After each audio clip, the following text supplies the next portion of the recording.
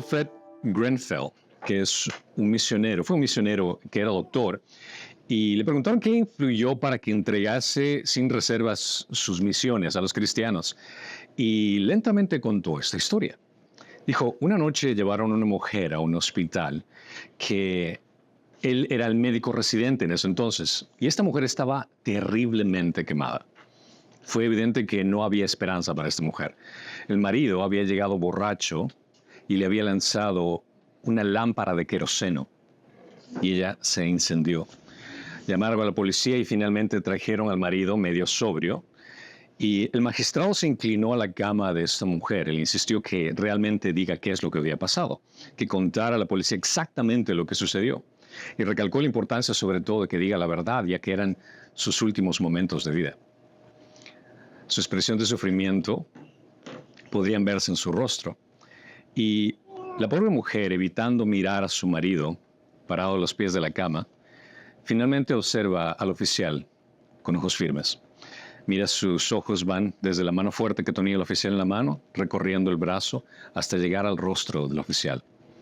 Su expresión de sufrimiento desapareció momentáneamente mientras la ternura y el amor coloreaban su rostro. Miró al magistrado y con calma dijo, «Señor, fue solo un accidente».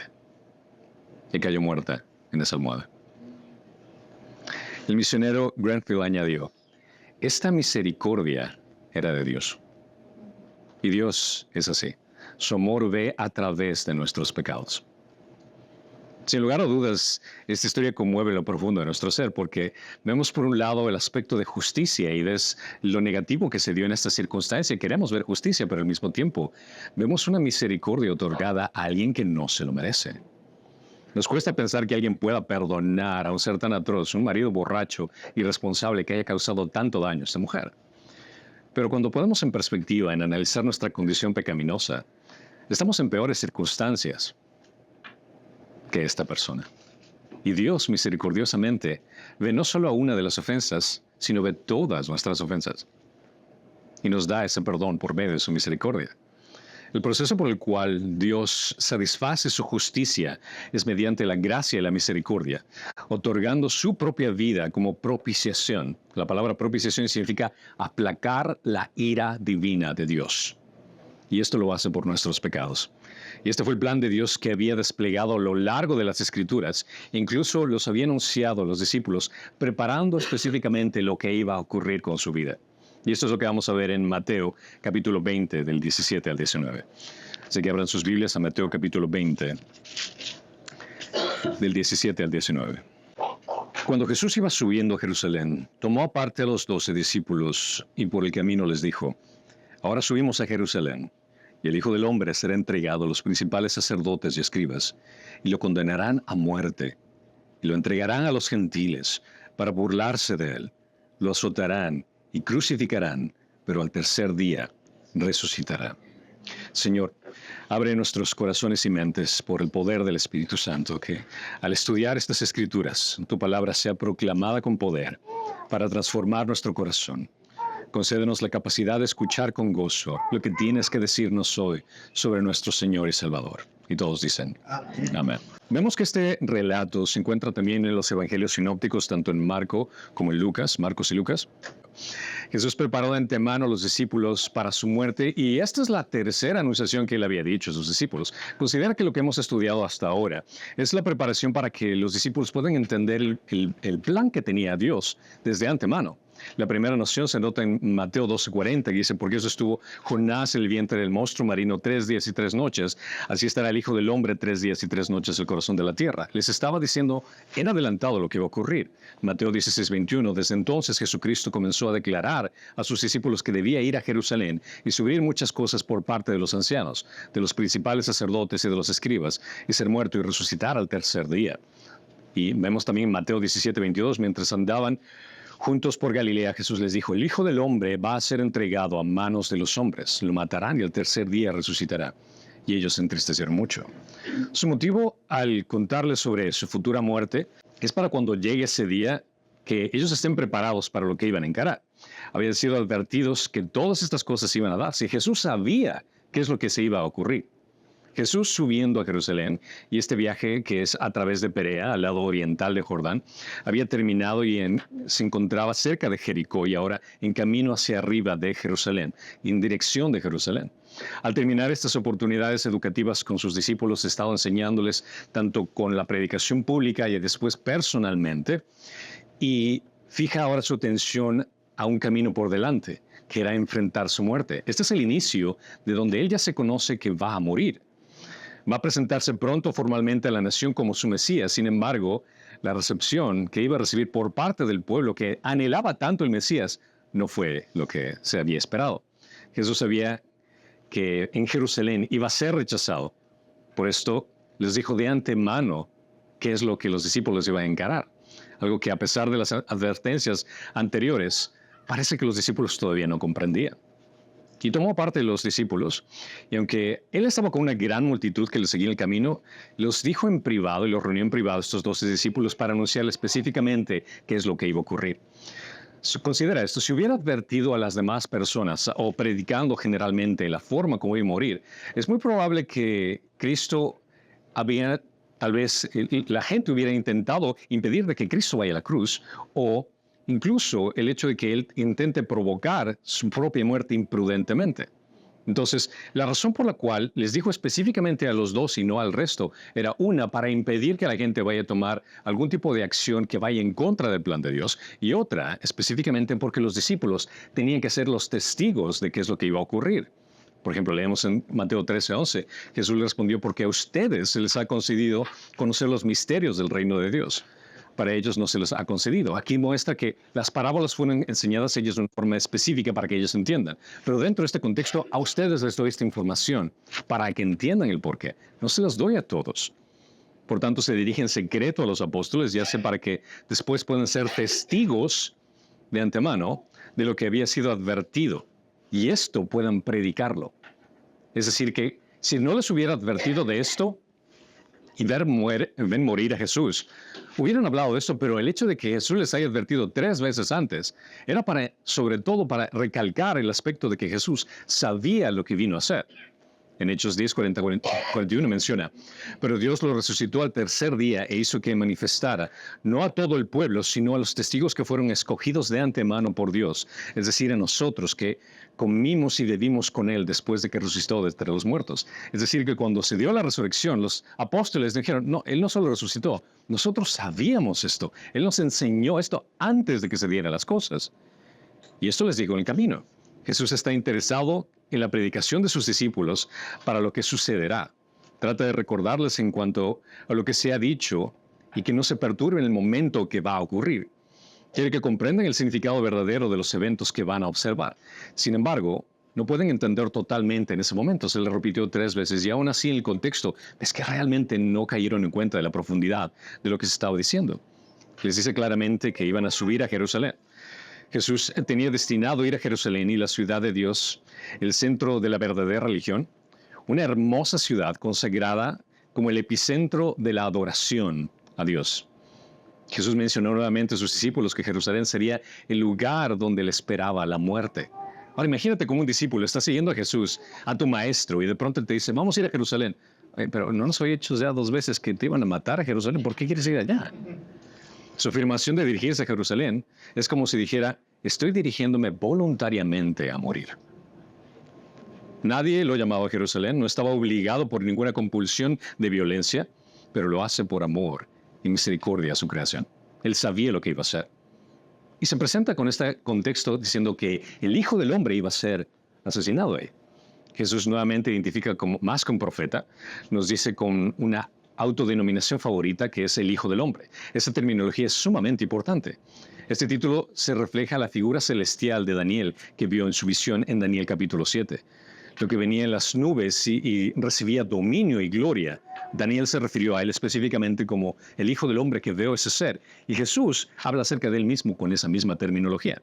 Cristo presenta esta extraña paradoja en esta declaración divina. Por una parte, entendemos lo que vemos aquí en Daniel 7:13, que dice, seguí mirando en las visiones nocturnas y en las nubes del cielo venía uno como un hijo de hombre, que se dirigió al anciano de días y fue presentado ante él. Y le fue dado dominio, gloria y reino, para que todos los pueblos, naciones y lenguas le sirvieran. Su dominio es un dominio eterno que nunca pasará y su reino uno que no será destruido. Ahora, dime si es que esto no es una descripción de Dios. Completamente. Y Jesús utiliza esa terminología para referirse a él mismo. Jesús no utilizó expresiones, miren, yo soy Dios, tan ridículas en ese sentido como la gente pide que demuestre que Él es Dios. Hay muchos que acusan como mormones, testigos de Jehová, musulmanes, no, Jesús no fue Dios. Esta es una prueba clara de que Él se estaba denominando Dios. Pero el contraste aquí es este. Considera que en Daniel 7 se menciona al Hijo del Hombre, una declaración de Dios, pero Jesús menciona así de sí mismo. Y así como el Hijo del Hombre no vino para ser servido, sino ¿para qué? Para servir y para dar su vida por rescate para muchos. Qué contraste tan increíble cuando Daniel tiene esta visión gloriosa de este ser. Y Jesús se refiere a esa visión con la misma terminología, pero hace conexión de que ese ser glorioso vino a servir. Esperamos leer el Hijo del Hombre vino a gobernar y a reinar, pero no esperamos leer que vino a servir. Esperamos leer que el Hijo del Hombre vino a vivir para siempre, pero no que el Hijo del Hombre vino a dar su vida, que iba a morir. Pero para Jesús, la terminología del Hijo del Hombre de Daniel 7 es igual que la expresión de Isaías 53:12 del siervo sufriente, que llevó con los pecados de muchos. Ese Hijo del Hombre que se denomina en gloria y ese Hijo del Hombre que se denomina en servidumbre es exactamente el mismo. El misterio glorioso de la cruz, que el Hijo del Hombre vino a servir, es algo increíble. Que ese Hijo del Hombre vino a morir de sufrimiento. Es algo que, si te pones a analizar, ¿quién se le ocurriría escribir un libro donde el autor principal viene a sufrir, viene a humillarse? Nadie lo haría de esa forma. Jesús, el Mesías, profeta, el Hijo del Hombre, servidor, también vino para ser glorificado por medio de su sufrimiento, por medio de su muerte. Será entregado a los sacerdotes y escribas, como lo menciona. Y esta tercera predicción indica la iniciativa contra Jesús que fue tomada por los líderes religiosos y que los gentiles funcionarios romanos fueron los que ejecutaron prácticamente la condena que los líderes religiosos habían dado. Esta era una referencia del Sanedrín. El Sanedrín son un grupo de 70 líderes judíos que eran prácticamente como el grupo político que determinaba qué es lo que ocurría en ese entonces. El título completo son los principales sacerdotes y los escribas y los ancianos, lo que se refiere. Esta era la autoridad final en asuntos religiosos, políticos para los judíos. Y aunque estaba extremadamente limitada en el sentido político, porque ellos no podían dar sentencia de muerte a alguien que vaya en contra de sus mandatos, por el hecho de que Roma estaba oprimiéndolos, solo Roma tenía el derecho de saber quién vivía y quién moría.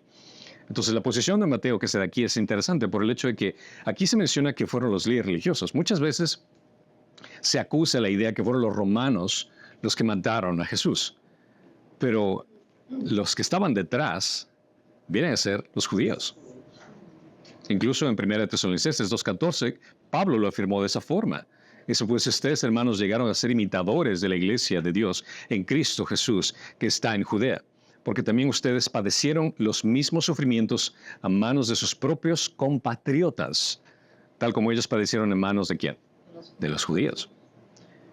Entonces aquí hay que importante tener en cuenta, los judíos mataron a Jesús, pero entendamos, Jesús era un judío. Y por medio de los judíos recibimos la bendición de la salvación, que es por medio de Jesucristo. Esa es la promesa que se le dio a Abraham. Por medio de ti van a ser benditas todas las naciones. Es por eso que nosotros recibimos esa gran bendición de Jesús. Así que no podemos echarle la culpa a los judíos como que ustedes, no, porque de ellos viene la salvación. Nosotros somos hermanos espirituales de la descendencia de Abraham, por ponerlo de esa forma, por el regalo que tenemos de la salvación por medio de él. Jesús fue condenado a muerte por la misma gente que lo vino a salvar. Aquí está reflejada la omnisciencia de Jesús. Él sabía cómo iba a morir, por medio de quién iba a morir, cuándo iba a morir. Y toda la gloria de Dios y toda la salvación de la humanidad fue puesta en la muerte de Cristo. Porque no existe ninguna otra forma en la cual se pueda proveer salvación. No existe ninguna otra alternativa en la cual una persona puede ser salva. Muchas personas consideran el hecho de ir únicamente a la iglesia, de pertenecer a tal religión, eso me va a salvar. Eso no te salva. El gran problema que tenemos es el hecho de que somos pecadores. Y nada puede borrar nuestros pecados. No importa que tan bien te portes, no importa que tanto vayas a la iglesia, no importa cuántas veces leas la Biblia, nada de eso puede borrar tus pecados. Lo único que puede borrar tus pecados es el hecho de que alguien pague por tus pecados. Y tienes dos opciones. O eres tú en el infierno por toda la eternidad, castigado por todos tus pecados, o es alguien que tome tu lugar y sea castigado por ti. Y es por eso que toda la gloria de Dios y toda la salvación de la humanidad están puesta en la muerte de Cristo. No hay ninguna otra salvación que se pueda proveer a la humanidad fuera de la muerte de Cristo. Jesús asegura a sus primeros discípulos y a todos los que le siguieron que la muerte violenta no fue un accidente sin sentido en la historia, sino fue un parte del plan predeterminado de Dios en la entrega de su vida voluntariamente. Él lo hizo voluntariamente. Eso nos hace caer en cuenta que Jesús hace uso de injusticia, de maldad e incluso la muerte misma para desplegar la sublime belleza de su plan soberano de gracia y misericordia en nuestras vidas. Él utiliza lo más negativo que nosotros podamos imaginarnos para poder exaltar su nombre y por medio de la maldad que se dio en este mundo, poder glorificar su nombre en medio de todo esto. Eso es impresionante. Dios utiliza incluso lo perverso de este mundo, para exaltar su nombre. No existe nada malo que existe en este mundo por cual Dios no pueda glorificarse en todo esto. Él hace hermosuras de bellezas. De cenizas puede sacar diamantes. Y este es un perfecto ejemplo de cómo algo tan injusto que el hombre perfecto, Jesús, la persona más impecable de la historia de la humanidad, haya muerto de una forma tan grotesca. Pero no fue un accidente. Fue voluntariamente por amor a nosotros. Vemos que esto fue por medio de la entrega a los gentiles, como dice el versículo 19. Dando que el Sanedrín ha perdido el poder para imponer la pena de muerte, Jesús revela que este tribunal judío lo entregará a los gentiles. Y lo que solo puede referirse al gobernador romano Pilato y los hombres que estaban bajo su autoridad. Si la afirmación de que Jesús sería entregado por los hombres, como menciona en capítulo 17-22, no era suficiente, ahora claramente aquí en la tercera revelación, en la tercera advertencia, dice que iban a ser gentiles específicamente. Ahora, debemos considerar algo muy importante aquí. Los judíos entendían que el ser entregado a los gentiles equivalía a ser entregado a la ira de Dios. Si ustedes recuerdan la historia de David, cuando él cometió una falla, Dios lo iba a disciplinar y le dio dos opciones. ¿Quieres que te entregue a los gentiles, a tus enemigos, o quieres que yo te castigue? ¿Qué fue lo que escogió él? Prefiero que tú me castigues. ¿Por qué? Porque puedo recurrir tal vez a tu misericordia en todo esto. Pero el entendimiento de ser entregado a los gentiles y el hecho de que Jesús haya afirmado que es entregado a los gentiles, los judíos automáticamente hicieron esa relación. Considera esto, Salmo 106:41. Los entrego en mano de las naciones y los que los aborrecían se enseñoraron sobre ellos. Entendían el hecho de que un gentil tenía ahora dominio sobre el judío y no podían recurrir a ningún tipo de misericordia. En Ezra 9:7, desde los días de nuestros padres hasta el día de hoy, hemos estado bajo la gran culpa y a causa de nuestras iniquidades, nosotros, nuestros reyes y nuestros sacerdotes, hemos sido entregados en manos de los reyes de estas tierras, a la espada, al cautiverio, al saqueo, a la vergüenza pública, como en este día. El peor tiempo de juicio experimentado por Israel fue el exilio de Babilonia, donde fueron sacados de su tierra, fueron castigados por una nación extraña, y cuando estos gentiles destruyeron completamente a ellos, entendieron que esto fue un castigo de la ira de Dios por medio de este día. Jesús ahora reveló que sería tratado como si merecería la ira de Dios, como si él fuera maldecido. Jesús da el ejemplo extremo, someterse voluntariamente al ridículo y a la ejecución como un criminal común, pero todo para ser vindicado por el Dios Todopoderoso en la resurrección. Sabía que ellos iban a burlar de él.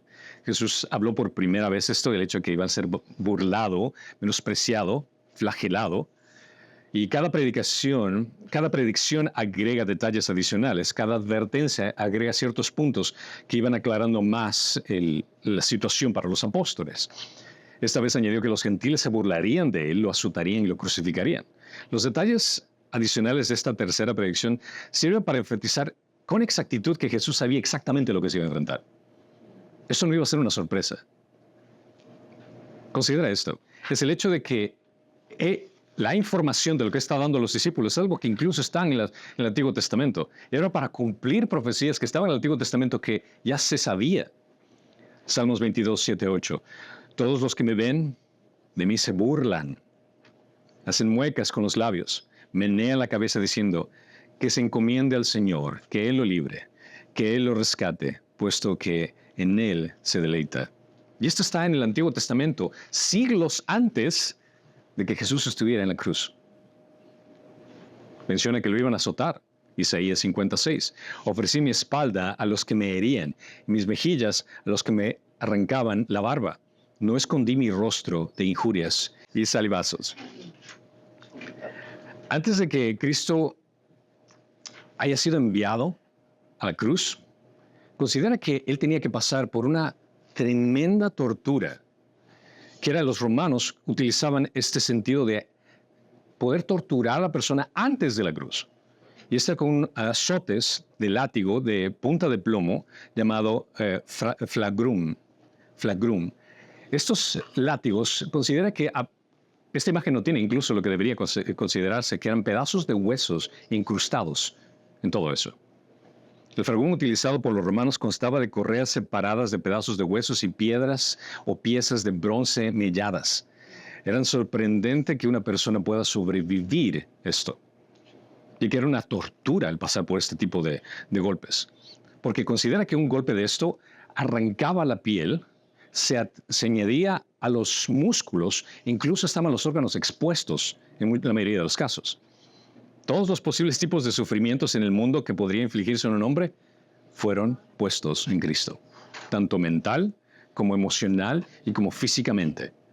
Todo pasaron ante Él y Él sabía a lo que iba a hacer. Puedes imaginarte el hecho de que ponte en los zapatos de Él, que sabes a dónde te estás dirigiendo y sabes lo que va a ocurrir y aún así lo haces.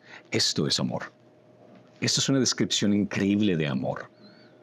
El amor como el mundo lo entiende es únicamente el sentimiento que mariposas, que alguien me hace sentir, o cuando me hago sentir bien, yo lo, entre comillas, amo a la persona. Pero eso no es amor bíblico. El amor bíblico es buscar el beneficio de la otra persona sin esperar nada a cambio. El amor es una acción, no un sentimiento. El amor es una decisión. Y es exactamente lo que Jesús muestra aquí. Y aún así Jesús, consciente, voluntaria y amorosamente, dirigirse a este Calvario para obtener la victoria. Obtuvo la victoria mediante la entrega total de su vida para redimir a sus enemigos terrenales de la ira de Dios por causa de sus pecados. Él fue crucificado y por primera vez se menciona esta conexión de todo lo que iba a pasar dentro de la crucifixión. La crucifixión era universalmente reconocida en ese entonces como el tipo de muerte más horrible, incluso se lo puede considerar hasta ahora. Es el tipo de muerte horrenda.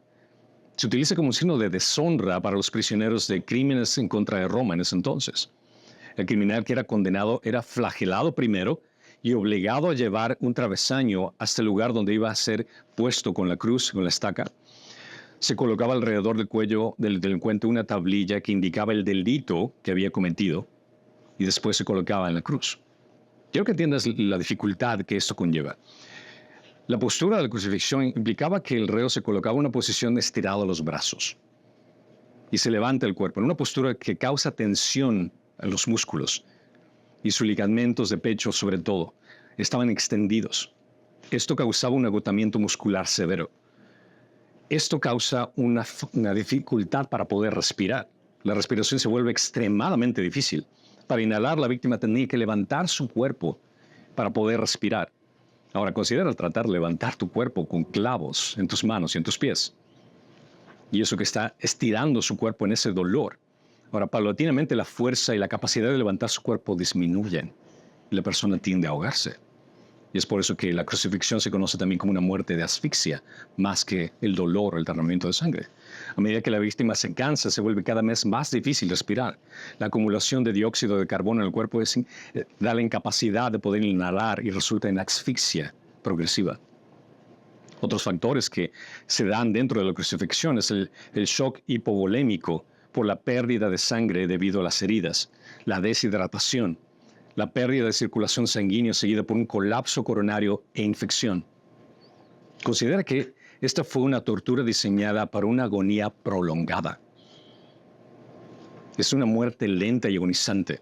Las víctimas podrían sobrevivir durante horas, sino días, en esas circunstancias, hasta sucumbir finalmente.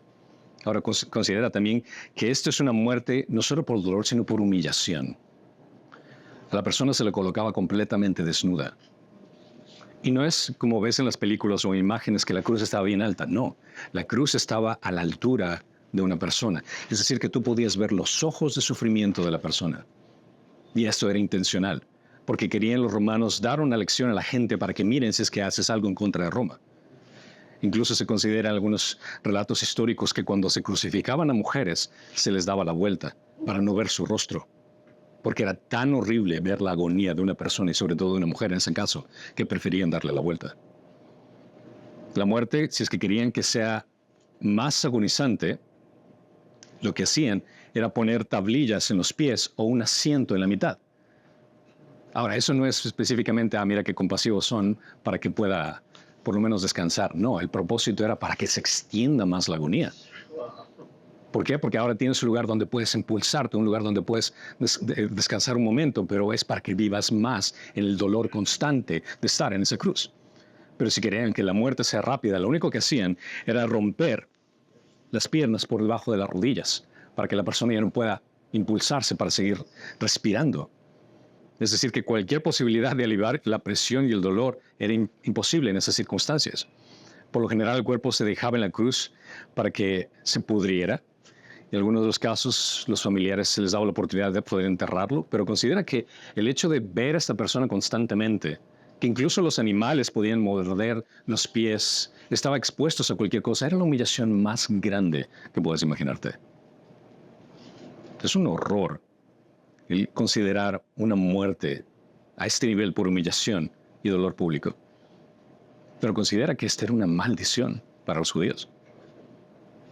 Los romanos lo hicieron con una intención específicamente para castigar a aquellos que vayan en contra del imperio romano. Pero el contexto judío, que alguien esté colgado en un madero, era considerado una maldición de Dios, caída sobre aquellos que realmente se lo merecían. Puedes entender que todo esto, desde el Antiguo Testamento hasta cuando murió Jesucristo, fue específicamente planeado para dar un mensaje sumamente importante. Consideran Deuteronomios 21-23, su cuerpo no quedará colgado del árbol toda la noche, sino que ciertamente lo enterrarás el mismo día, pues el colgado es maldito de Dios, para que no contamines la tierra que el Señor tu Dios te hereda. Aquí los judíos entendían que cualquier persona que sea colgada de un árbol, de un madero, era considerado maldito de Dios. Y al ver a Jesús en una cruz, todos los judíos entendieron exactamente lo mismo. Quiero que entiendas eso. Jesús fue maldecido para que tú seas bendecido. Él murió de una forma sumamente humillante y dolorosa para que tú goces de una bendición increíble. En Gálatas 3:13 se reitera esto: Cristo nos redimió de la maldición de la ley, habiéndose hecho maldición por nosotros, porque escrito está: maldito todo el que se cuelga de un madero. Colosenses 2:14, habiendo cancelado el documento de deuda que consistía en decretos contra nosotros y que nos era adverso, y lo ha quitado de en medio, clavándolo en la cruz. Todo eso lo hizo para demostrar amor a su creación. Es por eso que me irrita la idea cuando, y es entendible, cuando la gente va a iglesias y veo iglesias que se llenan de mensajes en los cuales se exalta a la persona. Considera de esta forma. Es un mensaje que estaba escuchando con mi esposa. Me pareció interesante la forma que lo puso y es verdad. Las personas son egocéntricas en sí mismas. Su naturaleza es egocéntrica. Todo se trata acerca de nosotros. Y cuando la gente le trata mal, trata uno de llenar esa información de su ego con cualquier cosa que les haga elevar. Y de pronto se encuentran con una iglesia donde les presentan a un Dios que te eleva aún más, donde tú eres mucho más especial. Es decir, que el ego que tenían humanamente, ahora se duplica porque Dios les aumenta el ego. Es decir, que mira, Dios te eleva, tú ya no eres la cola, eres cabeza, tú eres importante en esta vida. Dios te ama y Dios pudo morir, murió por ti. Tú eres tan importante que Dios murió por ti. No, no es así. Nosotros no somos importantes. Dios es el importante.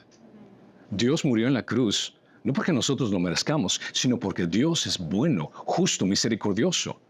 Esa es la razón por la cual Dios murió en la cruz.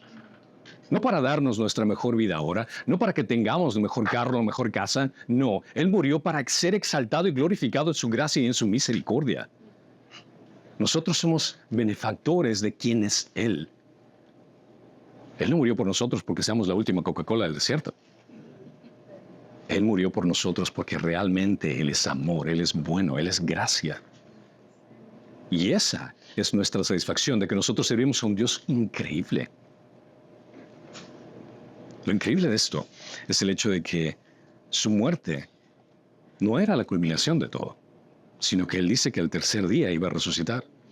Su resurrección fue necesaria para afirmar rotundamente que Cristo es Salvador sobre la muerte misma.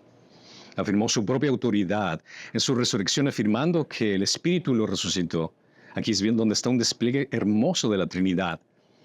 Porque si el Espíritu de aquel que resucitó a Jesús de entre los muertos habita en ustedes, el mismo que resucitó a Cristo Jesús de entre los muertos también da vida a sus cuerpos mortales por medio de su Espíritu que Él habita en ustedes.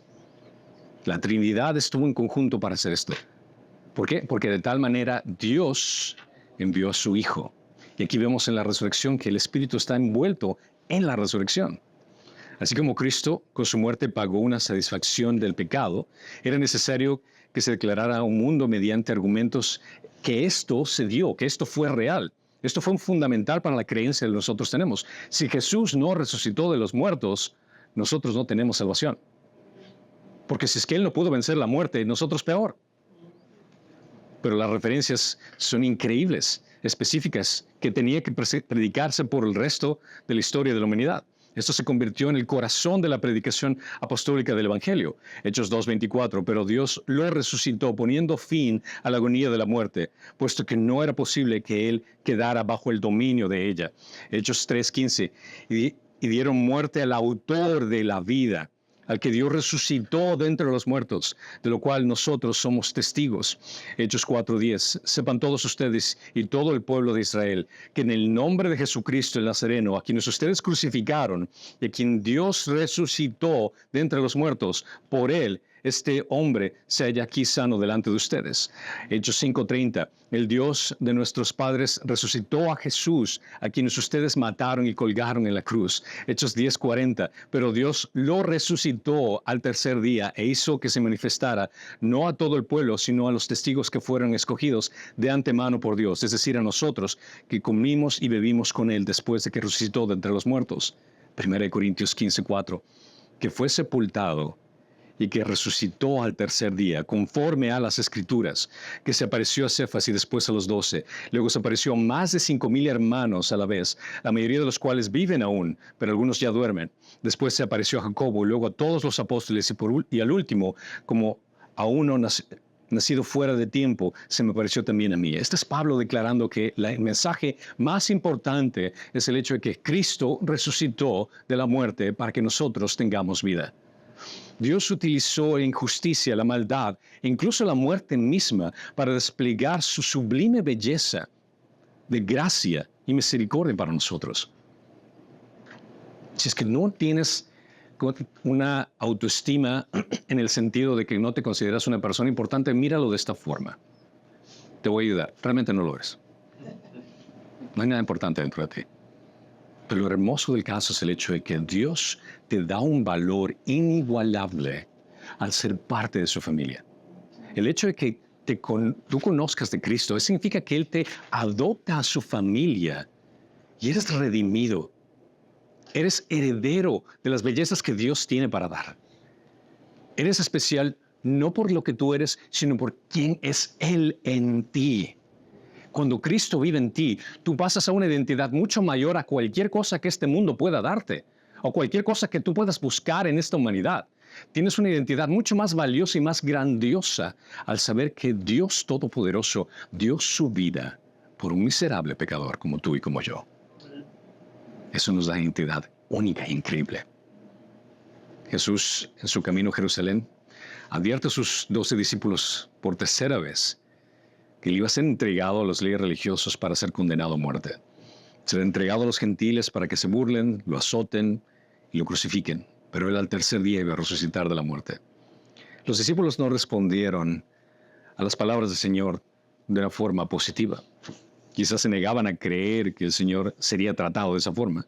Mateo muestra que en cada ocasión que los 12 discípulos no comprendieron el mensaje de Jesús, su respuesta ya era negativa a escuchar o estaban cegados por sus propias ambiciones egoístas. Mateo no explica el fracaso de los discípulos al entender este secreto mesiánico, pero enfatiza su apatía cuando vemos los versículos más adelante, que su respuesta realmente no fue positiva.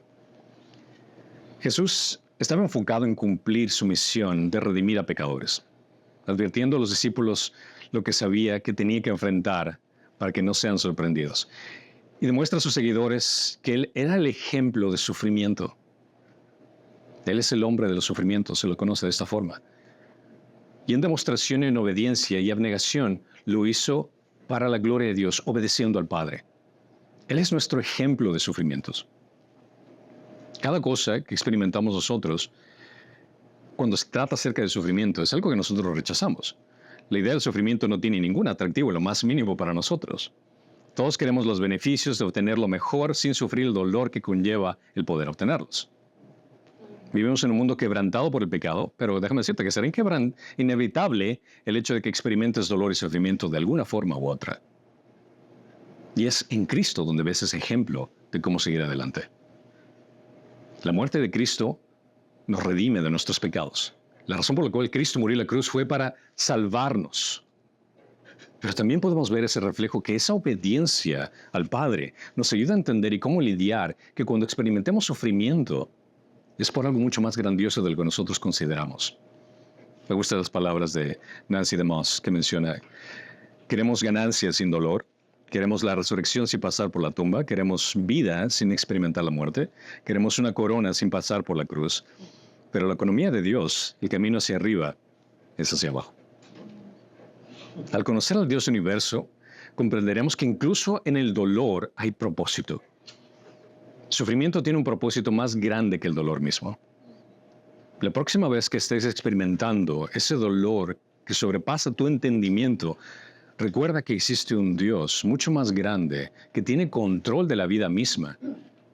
El hecho que tú estés pasando por esa tragedia o esa situación difícil no significa que Dios ya no esté en control de nada, sino que debes entender de que ese Dios controla incluso el dolor y la circunstancia que estás viviendo.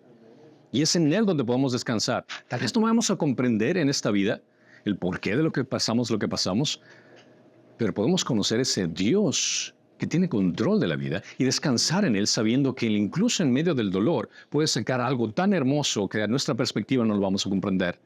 Pero confiamos en ese Dios que sabe lo que hace. Ni la humillación, la falsedad, burlas, azotes o la muerte misma pudo detener a Cristo de redimir a pecadores como tú y como yo. Podemos ver que Jesús hace el uso de la injusticia, la maldad e incluso la muerte misma para desplegar la sublime belleza de su plan soberano de gracia y misericordia en nuestras vidas. Ese es el Dios en el cual nosotros adoramos. Es un Dios magnífico que tiene control absolutamente de todo. La gente se pregunta: ¿por qué hay tanta maldad en el mundo? No tengo una respuesta para cada ejemplo o cada situación que se presente. Pero lo único que puedo decirte es el hecho de que Dios está en control de cada situación. Y Él permite que suceda cierto tipo de cosas, cierto tipo de maldades, para una cosa mucho mayor a lo que nosotros consideramos. Dios permitió que su Hijo sea torturado, castigado, humillado, por gente inmerecida. Y lo más increíble de todo es el hecho de que Jesús estaba sufriendo cada una de esas circunstancias, pensando en cada uno de ellos que estaba infligiéndolas. Y diciendo: Señor, perdónalos, porque no saben lo que hacen. Eso es lo más increíble. Perdona a todos los que hemos cometido atrocidades en contra del Dios Santo y Perfecto. Ese es el Dios en que nosotros adoramos. Y ese es el Dios que nos motiva a seguir adelante día a día. Amén. Padre Santo, Señor, gracias. Gracias, Señor, te damos por el redimirnos. Gracias, Señor, te damos por entregar tu vida y sufrir tanto por miserables pecadores como nosotros, que no merecemos más que tu ira y tu justicia. Señor, desplegaste tu gracia y tu misericordia. Estamos tan privilegiados en poder llamarte Padre. Estamos, Señor, gozosos de ser parte de tu familia, gracias al trabajo culminado de Cristo en la cruz. Y te pedimos, Padre Santo, que en próximas ocasiones, cuando estemos sufriendo en dolor o estemos experimentando esa tragedia, Señor, que podamos recurrir a ti, que nos des esa fuerza, esa paz que sobrepasa todo entendimiento, y poder glorificarte, Señor, en medio de las circunstancias. Danos sabiduría, paciencia, entendimiento, para poder, Señor, representarte de la mejor forma, siendo la sal y la luz que tú nos has llamado a ser. Te lo pedimos en Cristo Jesús. Y todos dicen, amén.